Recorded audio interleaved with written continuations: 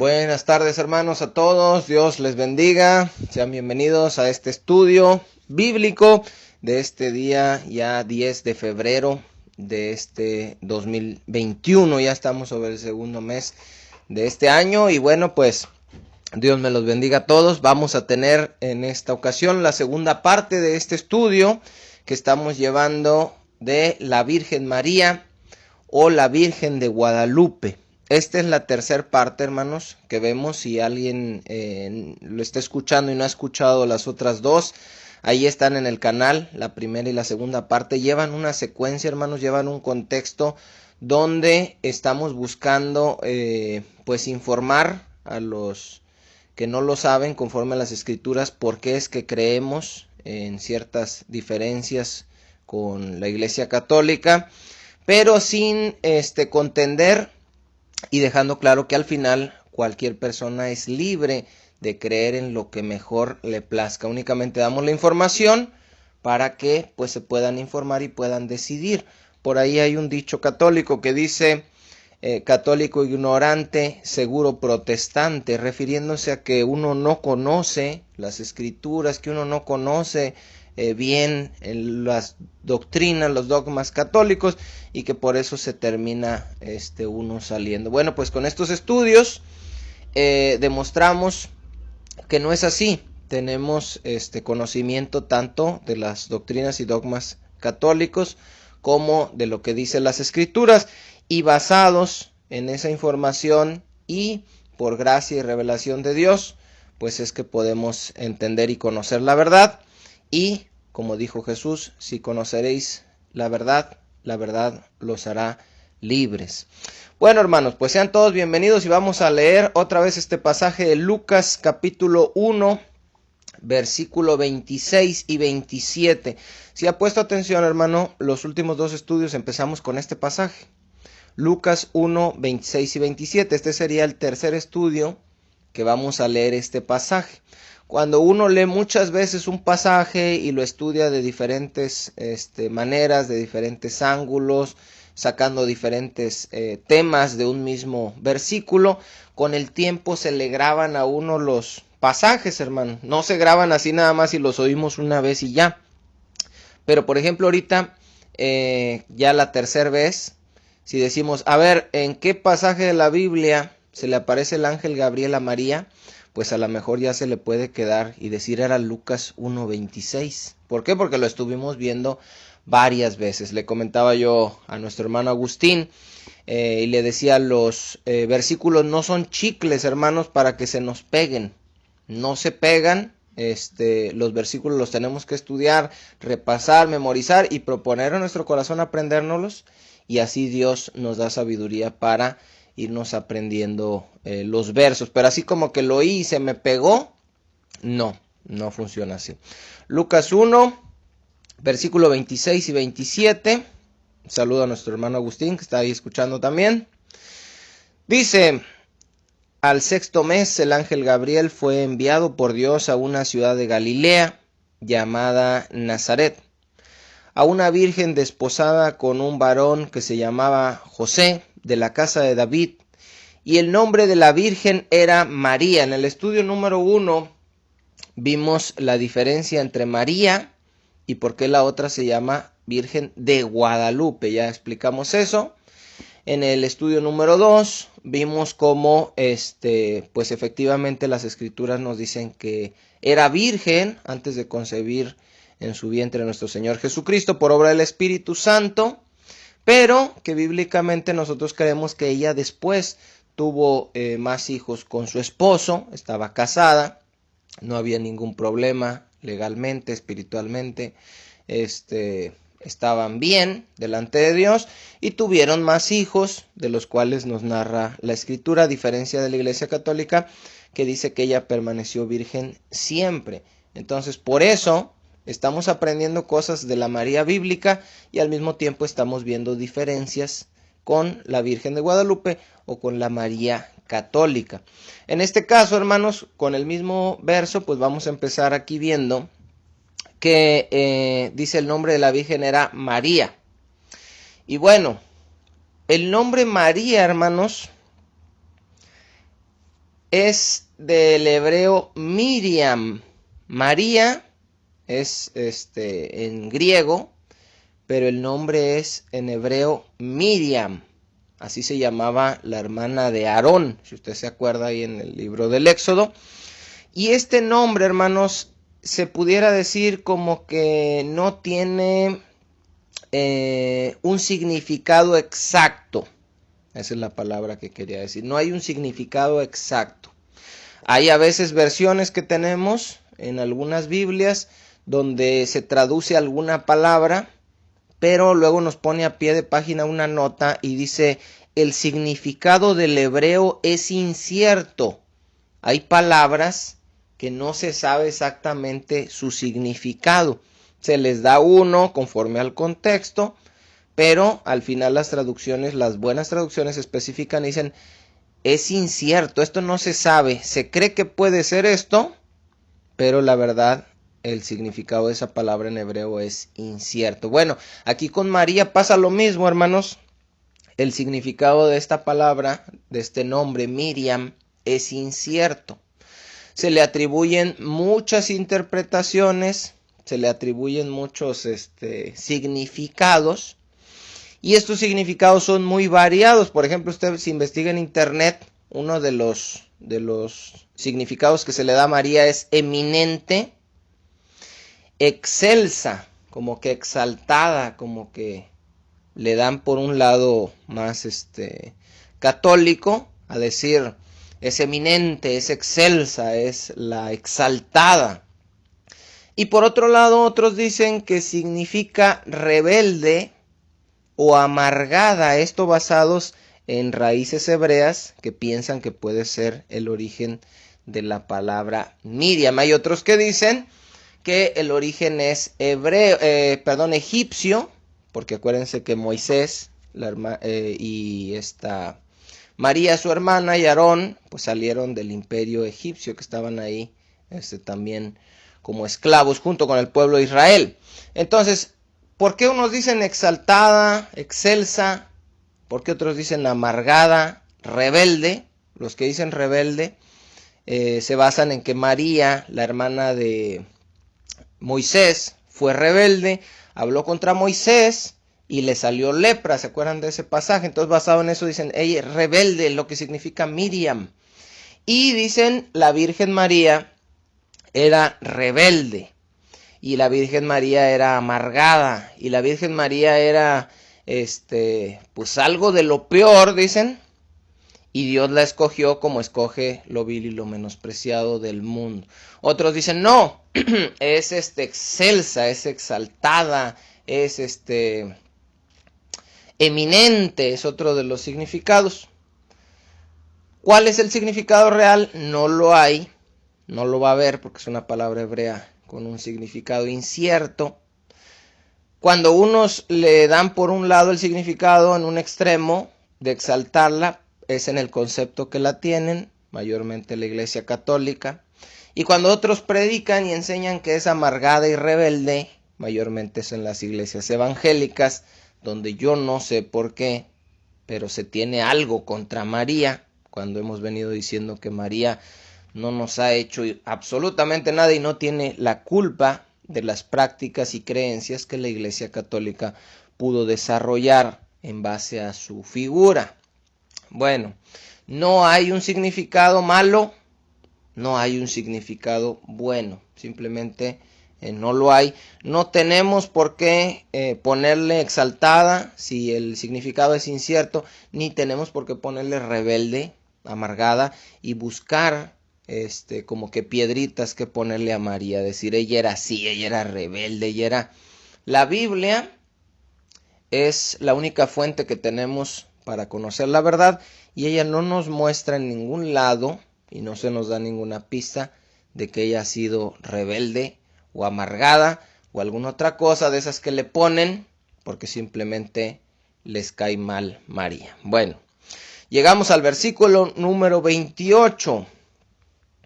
Dice: y entrando el ángel en donde ella estaba, dijo: salve, muy favorecida, el Señor es contigo. bendita tú entre las mujeres. Estas son las palabras, hermanos, que se utilizan, porque le han de sonar, en la oración llamada Ave María, que dice: Dios te salve María, llena de gracia, el Señor es contigo, bendita eres entre las mujeres. La oración católica surge de la salutación, del saludo que le da el ángel Gabriel a la Virgen María. De ahí lo sacan. Bueno, ellos hacen esta oración a María, a diferencia de nosotros que creemos que solo Dios es omnisciente, omnipresente, omnipotente, y que nadie más que Él, nuestro Señor Jesucristo y Él, nos pueden escuchar, nos pueden responder, pueden interceder, y cosas que ya vimos en estudios anteriores. Esta Ave María, esta oración, este saludo o salutación del ángel a María, se reza en el rosario por lo menos 50 veces en los misterios. ¿Por qué les menciono esta cosa, este tipo de detalles? Porque yo era obviamente católico, y para demostrar que no era un católico ignorante y que por eso me hice protestante, ¿verdad? El rosario tiene 5 misterios, les llaman así, y por cada misterio se rezan 10 Aves Marías y un Padre Nuestro, para hacer un total de 50 Aves Marías y 5 Padres Nuestros. Las Aves Marías están dirigidas hacia María y los Padres Nuestros están dirigidos hacia el Padre. No hay nada dirigido hacia Jesús, y Jesús no se menciona en el rosario católico, solo el Padre y María. Como si estuviera el Padre en el trono, Padre nuestro que estás en el cielo, y ya terminamos. Y luego hazte un lado, dice María, porque ahora sigo yo, me van a dar 10, dame chancecita. Dios te salve María, llena eres de gracia, el Señor es contigo, bendita eres de todas las mujeres, y bendito es el fruto de tu vientre Jesús. Que así lo rezamos todos. No crean que yo me estoy burlando y puedan decir: ay, se está burlando ahorita de los católicos. Y no, yo cuando era católico y cuando iba a los tamales el día de la Candelaria, o a la acostada del niño, a la levantada, lo que sea, había que rezar antes de que nos dieran los tamales. Y uno decía: Santa María, Madre de Dios, ruega Señora por nosotros pecadores, ahora y en la hora de nuestra muerte. Amén. Y lo que quería uno era comer. Dígame si sí o no. Bueno. Y luego ya terminan las 10 Aves Marías y dice María: ¿sabes qué? Ya terminaron, te van a dar una. Ahí me hago un poquito para atrás y empezamos: Padre nuestro que estás en el cielo. No es así, hermanos. Repartiendo la oración, unas para María, unas para el Padre. Todas las oraciones se hacen al Padre y se dirigen en el nombre de Jesús por medio del Espíritu Santo que mora en nosotros. Ese es el orden bíblico. Bueno, vamos a ver estas palabras que le dice el ángel, que significan, y vamos a ver cosas muy interesantes. En primer lugar, este Gabriel fue el mismo ángel que fue enviado en el libro de Daniel. ¿Se acuerda usted del libro de Daniel? Y ya vimos en varios estudios anteriores.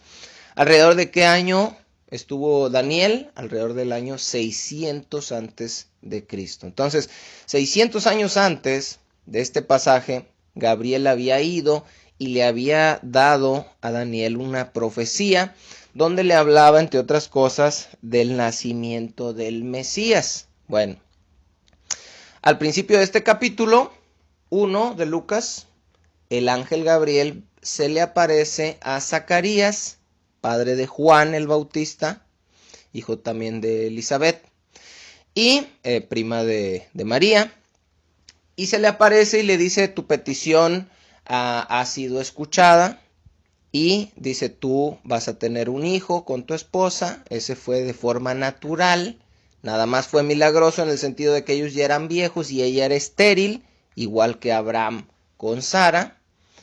Y le dice que Jesús, o más bien que Juan, va a ser el que va a abrir el camino al Señor, y que Juan va a ser aquel del cual se escribió que iba a ser el profeta que abriría el camino al Mesías. Se lo dice Gabriel a Zacarías. Después, en los versos 26, por eso empieza y dice 6 meses después, es decir, cuando Elizabeth ya tenía 6 meses de embarazo, cuando Juan el Bautista ya estaba ahí en la pancita de Elizabeth, en su vientre, ahora se le aparece y llega con María. Y llega a decirle que ella iba a ser la madre del Mesías. Se los pongo todo eso en contexto para que entendamos el gozo, la alegría, la emoción, todos los sentimientos que pudiera tener Gabriel, que había visto cómo Dios creó todo, que había visto la caída del hombre y que había visto que a través de figuras y sombras Dios había anunciado y había prometido un Salvador. Ahora llegaba a la casa de María y le decía que de ella Dios iba a usarla para que su hijo encarnara en ella. Bueno, vamos a ver aquí. Llega Gabriel y llega bien emocionado porque está viendo cómo Dios está llevando a cabo el cumplimiento de su promesa. ¿Se acuerdan que también ya vimos ese estudio? Por eso fuimos dando esos estudios en ese orden, hermanos, para ir teniendo este contexto. Bueno,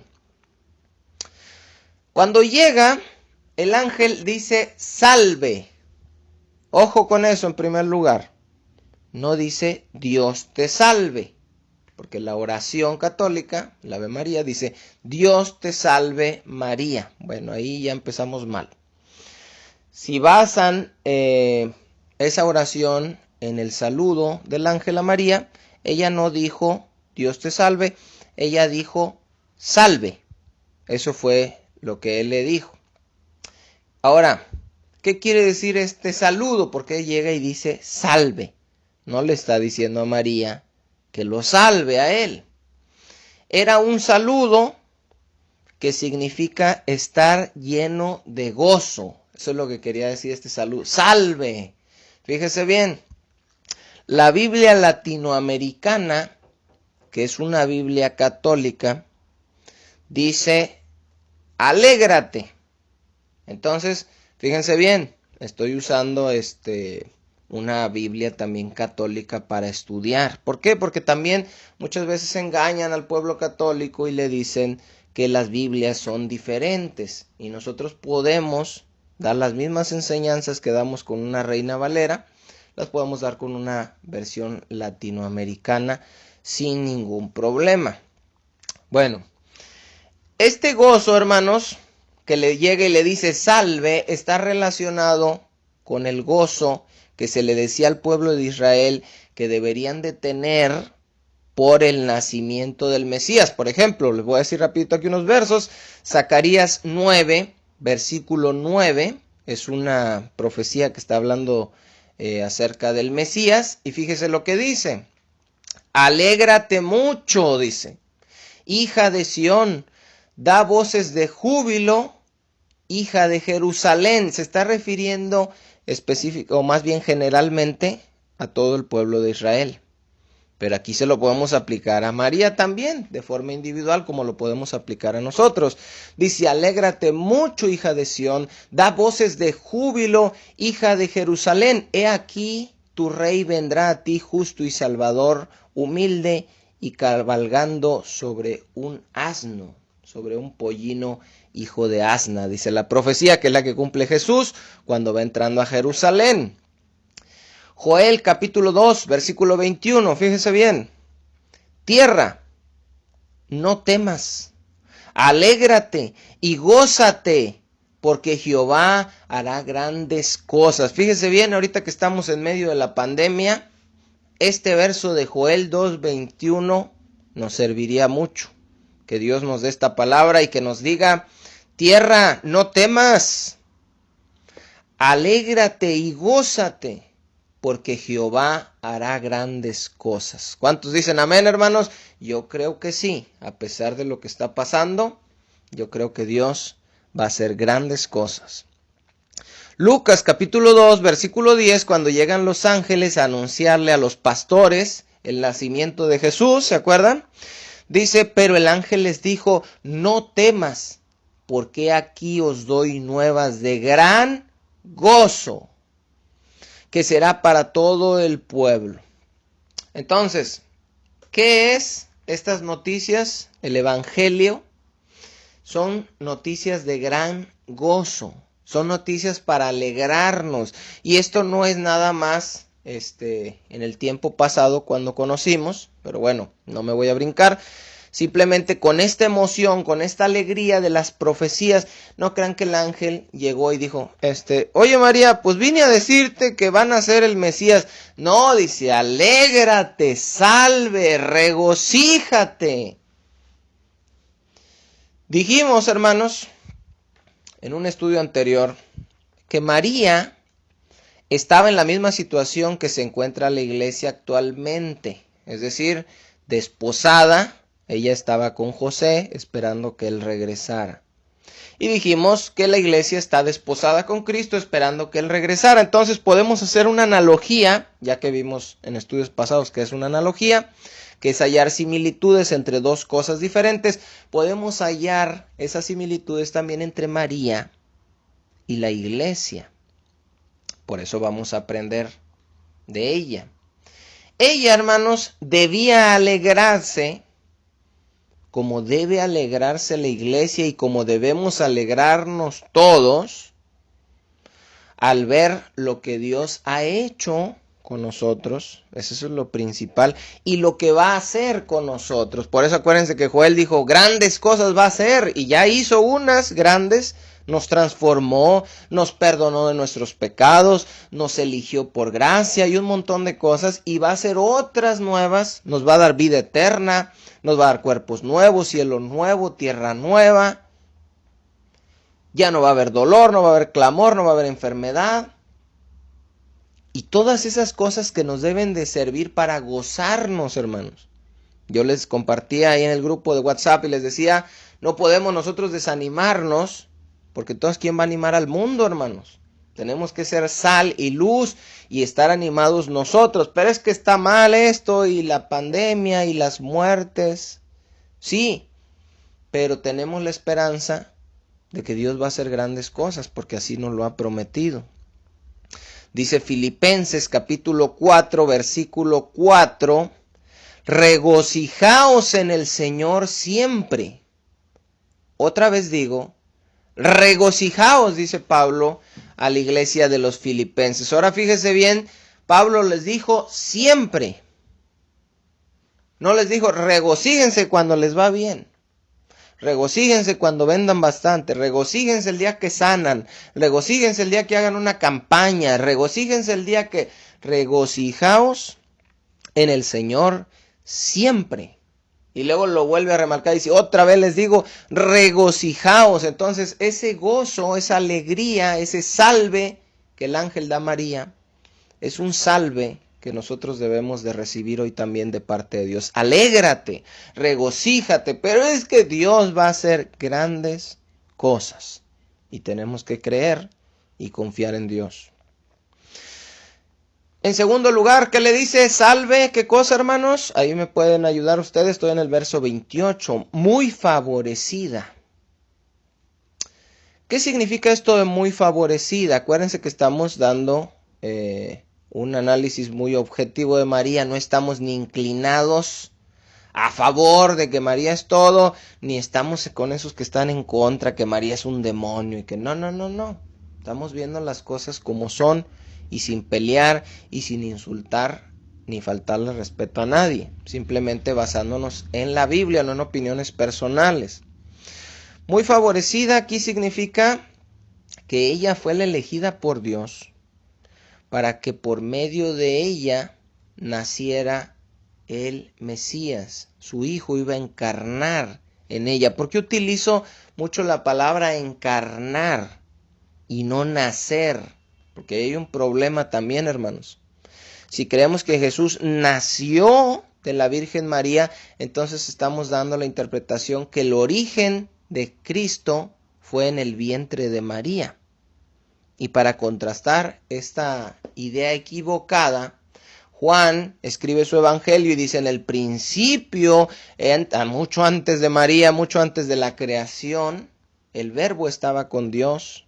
y el Verbo era con Dios. Entonces, Jesús no nació, no tuvo un origen en el vientre de María, ni vino al mundo solamente a través de ella, sino que Él ya estaba en la eternidad y encarnó, significa que por obra del Espíritu Santo, Él nace como un humano con un cuerpo como el de nosotros, pero habiendo sido siempre ya y habiendo existido desde la eternidad junto con el Padre. Entonces, bueno, la Biblia latinoamericana, que es una versión católica y que no tenemos problemas de citarla o no deberíamos. ¿Por qué? Porque la escritura es inspirada por Dios y es inerrable, es infalible, pero estamos hablando de los textos originales. Todas las demás son versiones y las versiones pueden tener sus detalles. ¿Por qué? Porque una versión depende del traductor y de las ideas que él tenga. Entonces puede remarcarlas de repente un poquito más y eso es lo que hace la diferencia entre las versiones. Pero no tenemos ningún problema con leer esta versión católica porque se traduce del griego y la idea siempre es la misma, nomás puede variar ciertas palabras, pero la idea es la misma.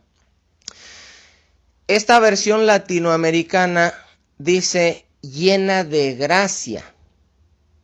Ojo, fíjese bien. En la Reina Valera dice salve, muy favorecida. En la versión católica dice salve, llena de gracia, y es una buena traducción también.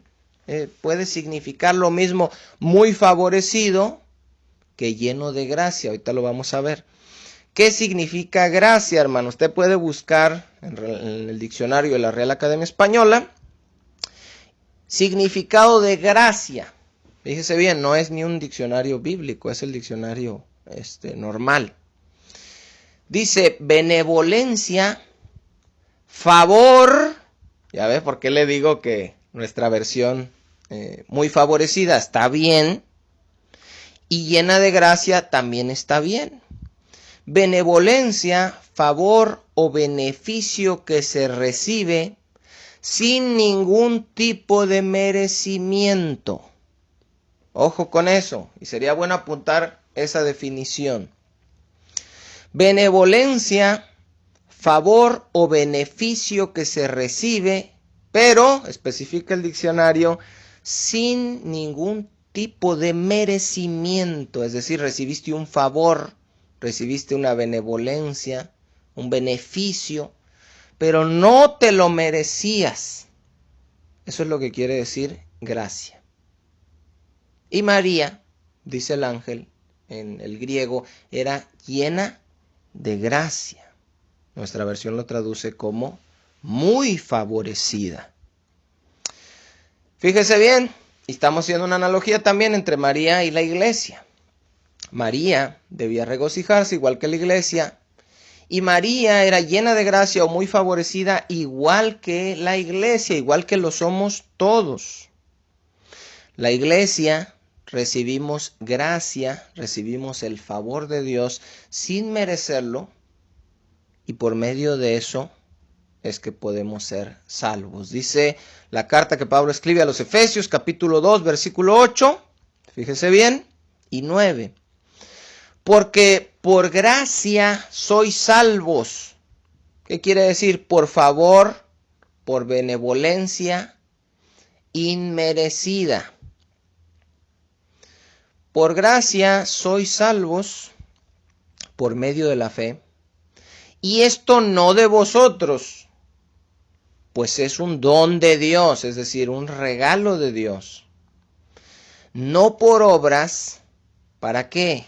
Para que nadie se gloríe, para que nadie diga, yo soy salvo porque yo hice esto y Dios vio que yo era bueno, y no. Toda la iglesia recibimos su favor. Nadie merecíamos esa salvación tan grande que Él nos ha dado. El entendimiento de esto, hermanos, es lo que debe originar el gozo en nosotros. El entendimiento de la gracia es lo que debe de elevar el gozo en nuestras vidas. Cuando se sienta desanimado, acuérdese de lo que Dios hizo por usted y acuérdese de lo que Dios prometió que va a hacer. Y todo por gracia, porque no te lo merecías, ni yo tampoco. Nosotros, toda la iglesia y María, que fue parte también de los creyentes, participamos de esa gracia, de ese favor inmerecido, de ese beneficio recibido. El problema, hermanos, y aquí es donde vamos a ver otra diferencia, y por esto se llama la Virgen María o la Virgen de Guadalupe, es que la Virgen católica, llámele María o llámele de Guadalupe, ellos no creen que ella recibió esto como un favor inmerecido, como gracia. Fíjese bien, en el griego, estas son las palabras gratia plena.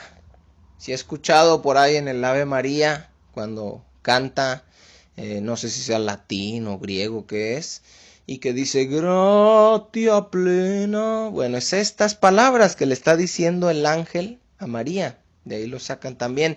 Es la frase gratia plena. Pero estas palabras de gracia plena, ellos no lo interpretan como que ella fue llena de gracia en el sentido de haber recibido de forma inmerecida un privilegio tan grande, sino que ellos le dan otro significado. Ellos de estas palabras sacan la doctrina de la Inmaculada Concepción, que es la diferencia que vamos a ver hoy. Por ahí apúntele. Primero fue el nombre, que por qué Virgen de Guadalupe, por qué no nada más María, si la Biblia no menciona Guadalupe. La segunda vimos que tuvo más hijos y que no tiene ningún problema con eso, porque no es impura y pecadora por haber tenido hijos con su marido, como Dios mandó en el Génesis, fructificado y multiplicados. Y aquí vamos a ver, hermanos, esta diferencia también que nos habla de que la María bíblica recibe de forma inmerecida igual que nosotros, la María católica no, porque ella tuvo la Inmaculada Concepción.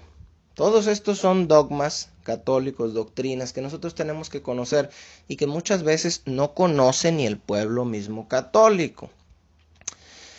¿Qué significa Inmaculada Concepción? Por ahí apúntele también, porque esto nos va a servir mucho a la hora de platicar con nuestros conocidos católicos. Ya sabe, sin contender.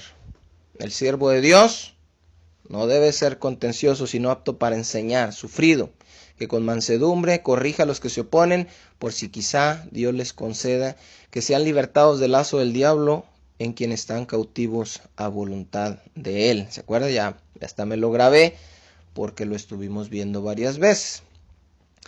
Inmaculado significa sin mancha.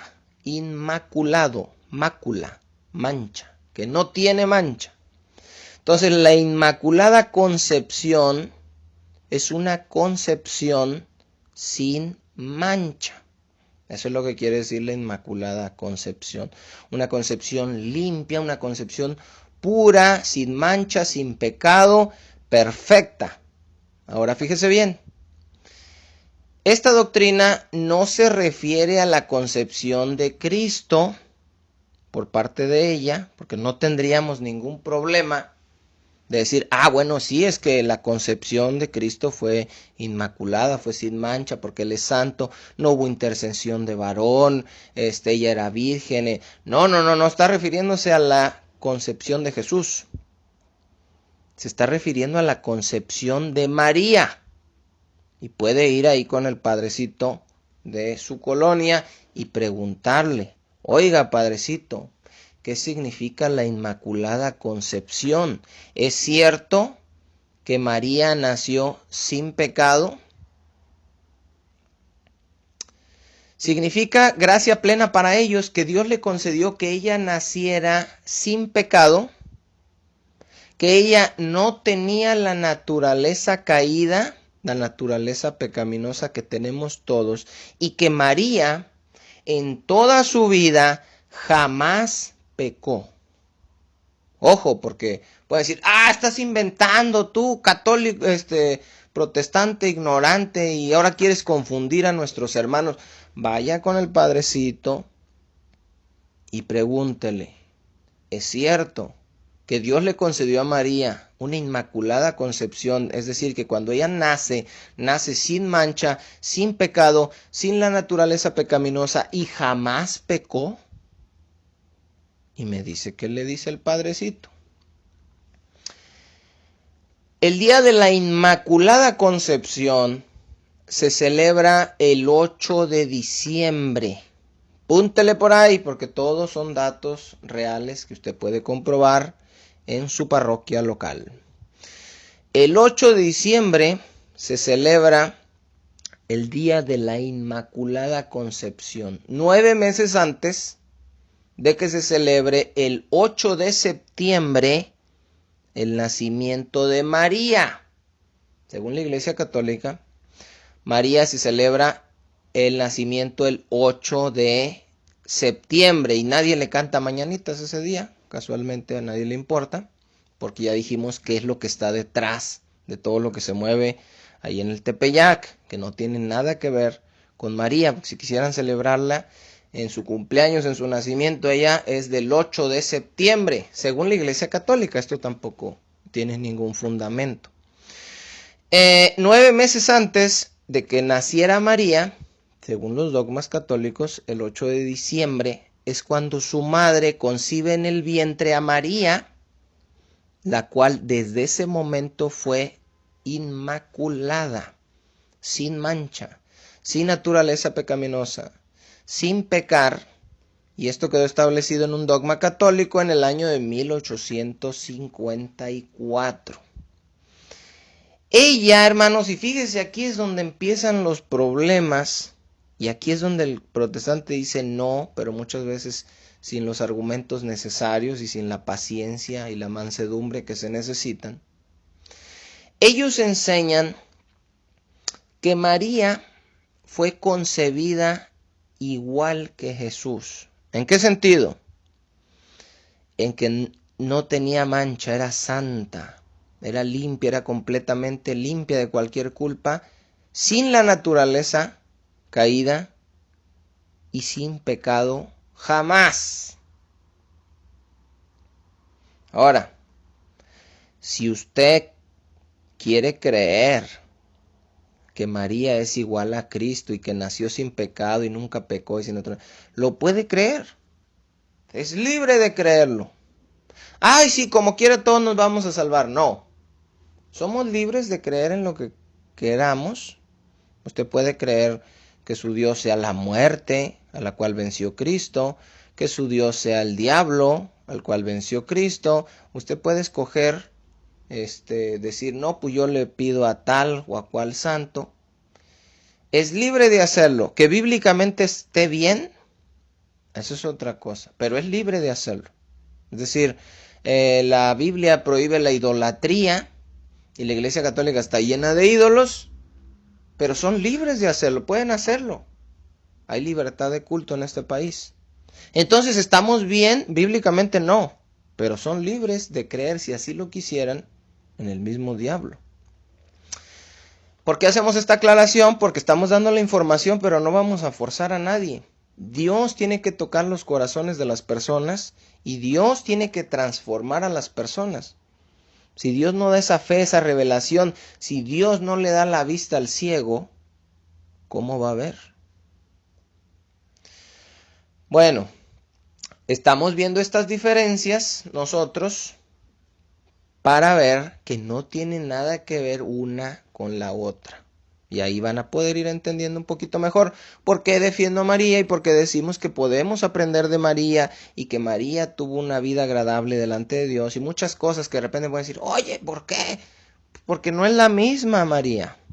Y porque la María que está en las Escrituras, repito, no tiene nada que ver ni la culpa de lo que alguna denominación religiosa esté practicando en su nombre. Ella no lo hizo.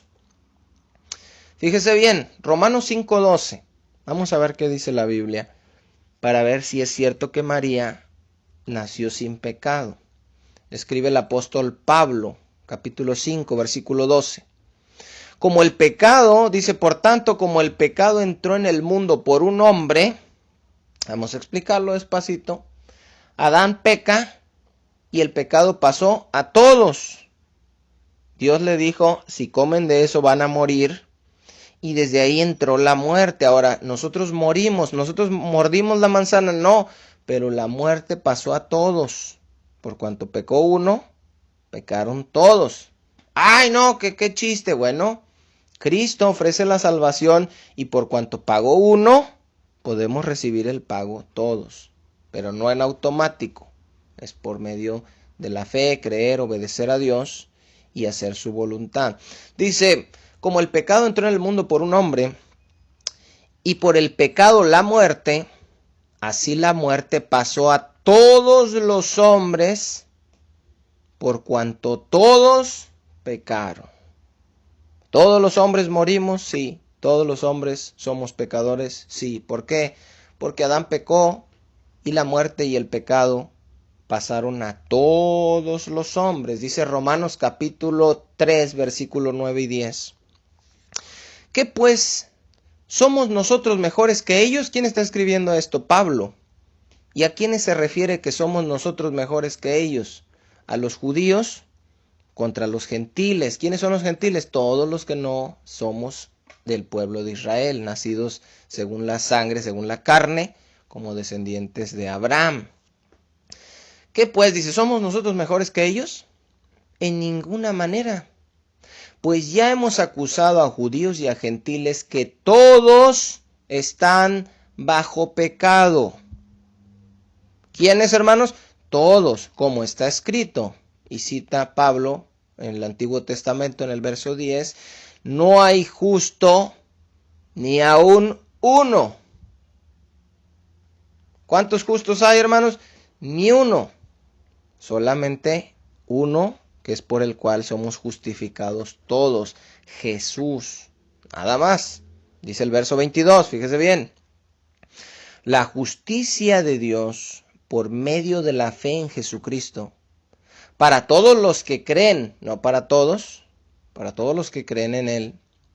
Porque no hay diferencia por cuanto todos pecaron y están destituidos de la gloria de Dios, siendo justificados gratuitamente por su gracia, por su favor inmerecido, por su bendición que recibimos a través de Cristo, mediante la redención que es en Cristo Jesús. Repito este verso. Siendo justificados gratuitamente por su gracia, mediante la redención que es en Cristo Jesús. El rey David, hermanos, que dice la Biblia, que tenía un corazón conforme al corazón de Dios, escribió esto en el Salmo 51:5. Dice, he aquí en maldad he sido formado, y en pecado me concibió mi madre. ¿Qué quiere decir? No podemos interpretar esto como que la mamá de David era pecadora, y andaba de adúltera, y andaba prostituyéndose, y lo concibió así. No se refiere a eso, hermano. Esa es una interpretación tonta. ¿Qué está diciendo aquí el rey David? Que él reconoce que es malo y que tiene una naturaleza caída y pecaminosa desde su concepción. He aquí en maldad he sido formado y en pecado me concibió mi madre. Igual que a todos nosotros, igual que a María, bíblica. La María católica no, ella fue inmaculada concepción. Hay los que quieran creer eso, pues bueno. Si esto fuera así, hermanos, si fuera cierto que María no tuvo pecado, no tuvo culpa, naturaleza pecaminosa y jamás pecó, entonces María hubiera podido morir y pagar por nuestros pecados. porque ella era completamente inocente, según el dogma católico, hermanos. Dios le hubiera podido dar la inmaculada concepción, es decir, un nacimiento sin mancha y sin pecado, sin la naturaleza pecaminosa y que jamás pecaran, alguno de los profetas. Y cuando mataban a estos profetas, ya ve que los mataron apedreados y todo, ellos hubieran pagado por nuestros pecados y no hubiera habido necesidad de que hubiera tenido que encarnar Dios mismo para morir por nuestros pecados. Nadie, hermanos, en toda la historia bíblica podía haber pagado por nuestros pecados más que Jesús. Es el único. ¿Por qué solo Él? Porque solo Él nació sin mancha, sin pecado, sin naturaleza pecaminosa y jamás pecó. El problema es cuando se dice que María también. ¿Se da cuenta cómo el catolicismo pone a María igual que Él? Y eso es lo peligroso. Entonces vemos estas diferencias.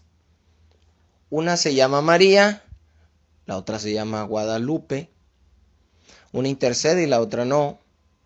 Una permaneció siempre virgen y la otra tuvo hijos con su esposo. Una nació sin mancha y sin pecado y jamás pecó, y la otra recibió de gracia sin merecerlo porque era pecadora igual que todos nosotros. Una es hecha igual a Jesús y aún mayor que Jesús, porque en cuanto a autoridad al ser su madre, la hace mayor. Intercede, escucha las oraciones, responde y vivió una vida perfecta sin pecado. La hacen incluso superior a Él. En esa María es en la que no creemos. Para cuando alguien pregunte, oye, ¿por qué no creen en María? Y yo no creo en esa María, porque esa María la inventaron los hombres.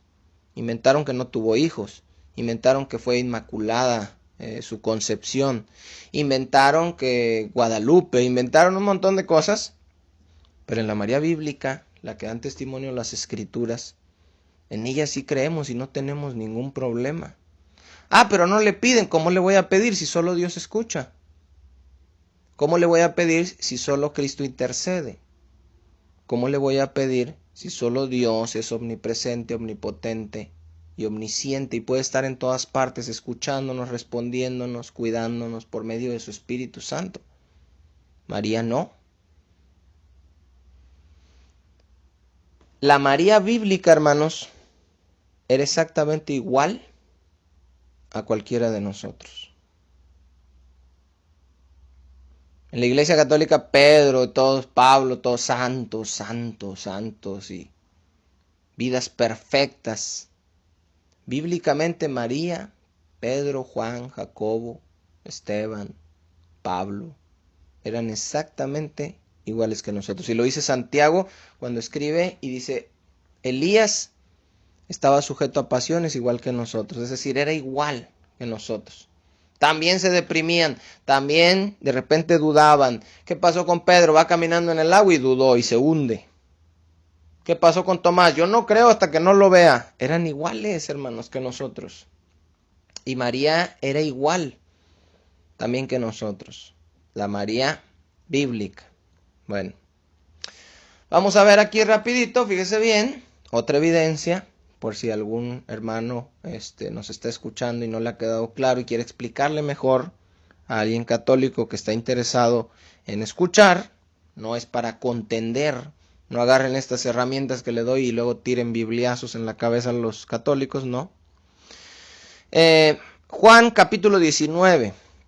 Versículo 26, todos conocemos este pasaje. Jesús está en la cruz y le dice estas palabras a María y a su discípulo, que todos interpretamos es Juan.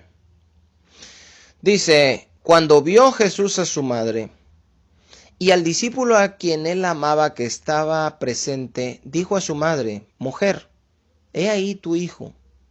Y después dijo a tu hijo, al discípulo, hijo, he ahí tu madre. Y desde aquella hora el discípulo la recibió en su casa. Los católicos no tienen ningún problema en interpretar que este discípulo era Juan. Y Jesús le dice en la cruz a su madre, mujer, ahí está tu hijo, hijo, ahí está tu madre. ¿Qué está haciendo? Encargando a María el cuidado de Juan. Bueno, de aquí también hay argumentos de los católicos que dicen, ya ves, no tenía más hijos, por eso se le encarga a Juan. Dicen, ya ves, María es la madre de todos los creyentes porque Juan representaba a la iglesia y se lo encargó a ella, etcétera, etcétera. No tenemos tiempo ahorita para esas cosas, lo veremos en otro estudio, si no, no acabamos, hermanos. Lo que quiero enseñar es lo que escribe Juan, el apóstol al cual encarga a María, Jesucristo estando en la cruz, y que dice la Biblia que la recibió en su casa y que vivió con ella y que estuvo al cuidado de ella desde ese día. Fíjese bien lo que escribe ese apóstol. Primera carta de Juan, capítulo 1, versículo 8. Fíjese bien. Si decimos que no tenemos pecado, nos engañamos a nosotros mismos y la verdad no está en nosotros. Si decimos que no tenemos pecado. No, yo no. No, yo nunca he pecado. No, yo soy inmaculada. Verso 10. Juan, el que estaba cuidando a María en su casa. Si decimos que no hemos pecado, le hacemos a él mentiroso y su palabra no está en nosotros. ¿Por qué lo hacemos a él mentiroso? Porque él dice que todos pecaron, todos. Y todos estamos destituidos de la gloria de Dios, siendo justificados gratuitamente por la gracia, por el favor inmerecido que recibimos de Cristo Jesús, por el cual debemos de alegrarnos y de regocijarnos siempre. ¿Se fija?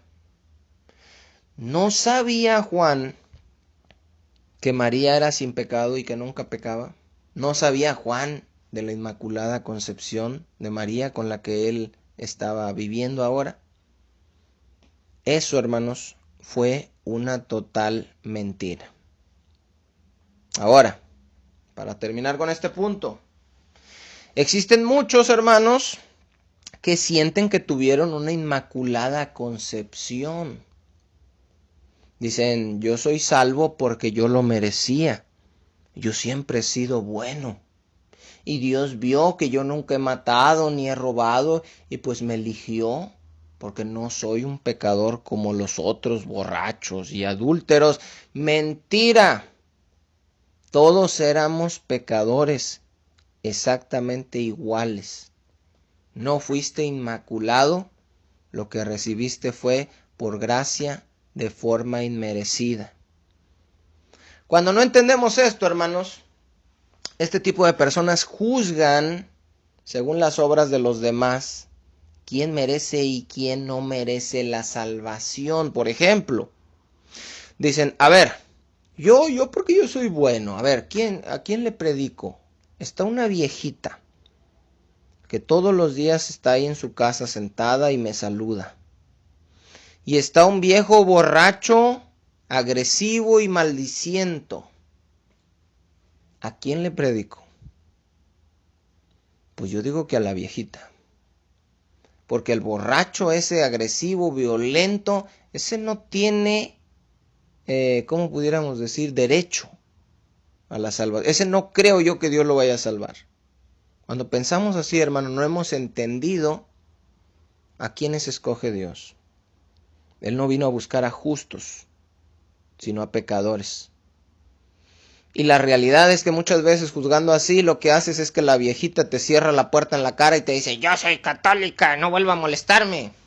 Y se le deforma la cara cuando le hablas de los ídolos. Y el borracho se convierte y deja de maldecir, deja de ser agresivo y de tomar. ¿Por qué? Por gracia. La misma que recibimos todos. La misma que recibió María. Mucha gente aparenta o quiere aparentar que después de que se convirtió, dicen, sí, ok. Yo fui de lo peor. Yo fui pecador, fui pecadora. Hice esto, hice el otro. Pero desde que Cristo me salvó, aleluya, nunca más le he fallado a mi Señor. Mentira, dice Juan. Si dices que no tienes pecado, eres mentiroso. Si dices que ya no has pecado, la verdad no está en ti. Seguimos fallando de una o de otra forma.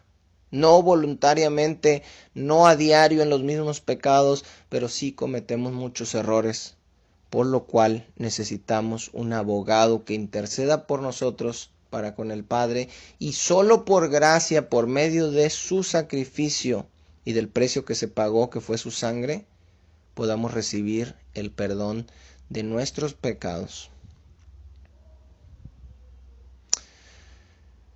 Sabiendo esto, hermanos, podemos entender que no debemos juzgar los errores de los demás sin antes ver los nuestros propios. Es lo que dijo Jesús. No juzgues la paja en el ojo de tu hermano, sino ves la viga en el tuyo. Decimos, este hermano hace esto, este hermano hace el otro, este es el otro. ¿Y tú cómo eres? No, yo no. Aguas con eso. No es sano eso. Después de recibir lo que recibimos de Dios, no nos volvemos perfectos. Hay una idea ahí por ahí equivocada de que una vez que creímos debemos ser perfectos, y no es cierto. El apóstol Pablo escribió en Romanos 7:21, ahora no me malinterpreten, dice la Biblia, sed perfectos, sí, pero no llegamos a esa perfección para ser como Jesús mientras estemos en este cuerpo de carne.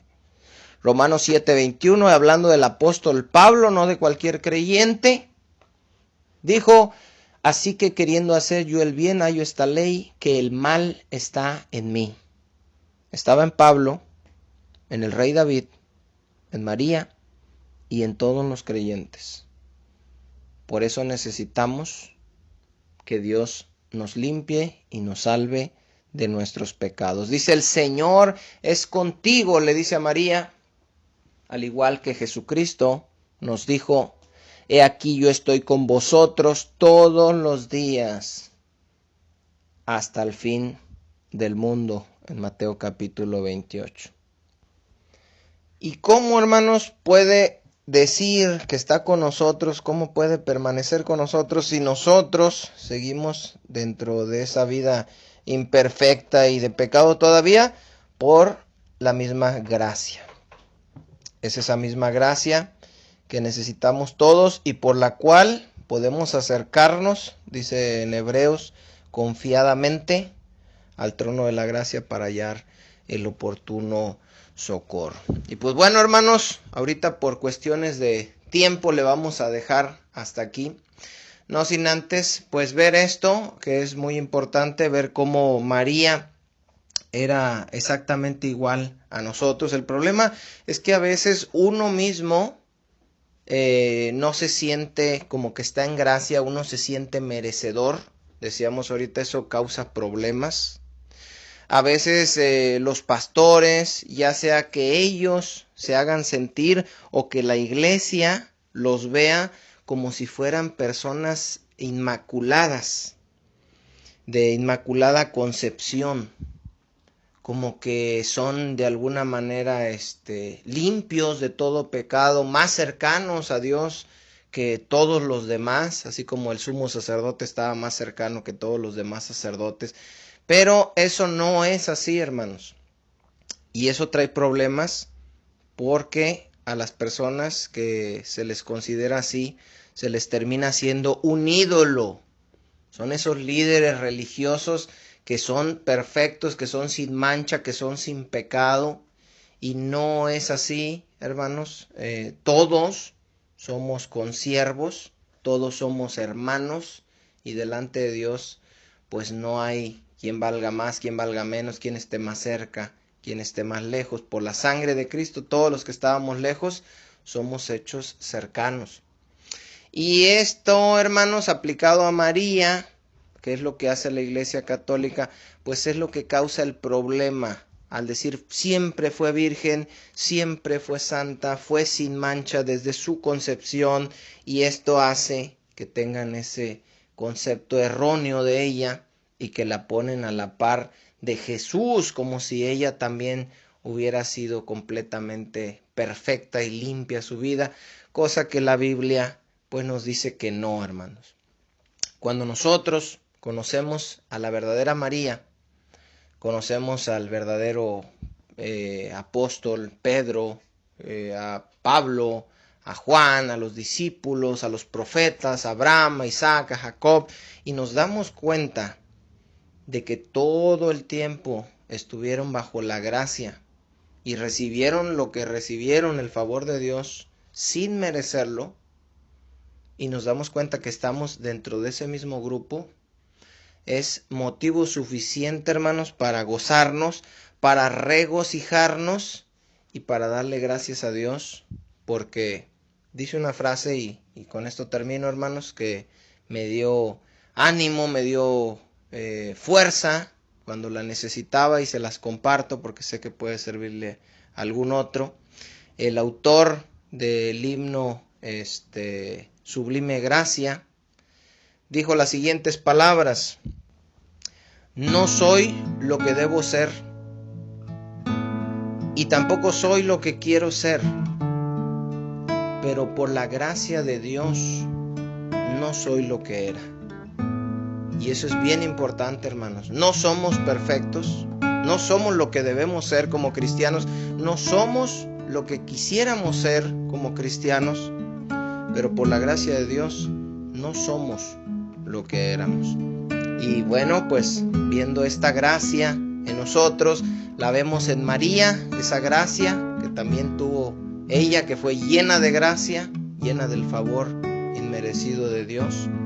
Y en contraste con la Virgen de Guadalupe o María Católica, que fue supuestamente completamente limpiada del pecado, con una vida perfecta y una concepción inmaculada, sin mancha, sin la naturaleza pecaminosa, cosa que sabemos, hermanos, que no fue así. María fue igual a cualquiera de nosotros, y en los siguientes estudios vamos a seguir aprendiendo de su vida y vamos a tratar de limpiar esa imagen con el mundo evangélico que tienen de María, porque María, hermanos, no les hizo nada, y María, bíblicamente, como muchos otros personajes, tiene mucho que enseñarnos y tiene mucho que aportarnos. Dios les bendiga a todos, hermanos, un saludote, gracias a los que estuvieron escuchando este estudio. Nos vemos el próximo miércoles, primero Dios, a las 5 de la tarde, y bueno, pues sigan compartiendo estos estudios, ya sea de forma directa o dando ustedes la información, o compartiendo el enlace para que otras personas lo vean, suscribiéndose, hermanos, compartiendo, dándole ahí me gusta, dándole la campanita para que les llegue la notificación cuando haya un nuevo estudio. Dios me los bendiga a todos y nos vemos primeramente Dios en el próximo estudio.